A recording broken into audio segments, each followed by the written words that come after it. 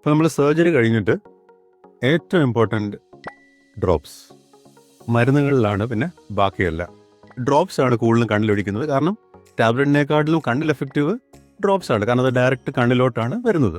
ഇപ്പോൾ ഡ്രോപ്സ് നമ്മൾ ഒഴിക്കുമ്പോൾ പ്രത്യേകം ശ്രദ്ധിക്കാനുള്ളത്, ഈ ഡ്രോപ്പിൻ്റെ അറ്റം, അതായത് മരുന്ന് വരുന്ന ഭാഗം ഒരു കാരണവശാലും കണ്ടാമിനേഷൻ ആകാൻ പാടില്ല. അതായത് പേഷ്യൻ്റെ കണ്ണിനടുത്ത് പീലിയിൽ പോയി കൊള്ളാൻ പാടില്ല.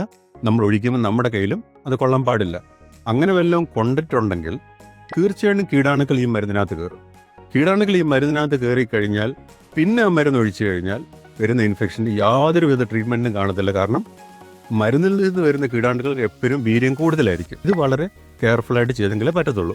അതിൽ ഞാൻ എപ്പോഴും പറയാറുള്ളത്, നമ്മുടെ കണ്ണിതാണെങ്കിൽ ഡ്രോപ്സ് ഇത്രയും ദൂരത്തിൽ മാറ്റി പിടിച്ചിട്ട് വേണം ഒഴിക്കാൻ.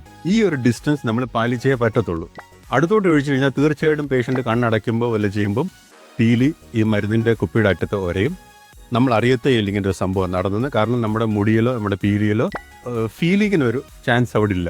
അതുകൊണ്ടാണ് നമുക്ക് മുടി വെട്ടാൻ പറ്റുന്നത്. പിന്നെ ഒരു പ്രധാനപ്പെട്ട കാരണം, ഡ്രോപ്സ് ഒഴിച്ചു കഴിഞ്ഞിട്ട് 1 മിനിറ്റെങ്കിലും കണ്ണടച്ചു വെക്കണം. കാരണം അത് കണ്ണിലൊന്ന് അബ്സോർബ് ആകണമല്ലോ. അബ്സോർബ് ആകണമെങ്കിൽ ഐഡിയലി ഒരു 2 മിനിറ്റ് അടച്ചു വെക്കുന്നതായിരിക്കും നല്ലത്. പക്ഷേ മിനിമം ഒരു 1 മിനിറ്റേലും അടച്ചു വെക്കണം.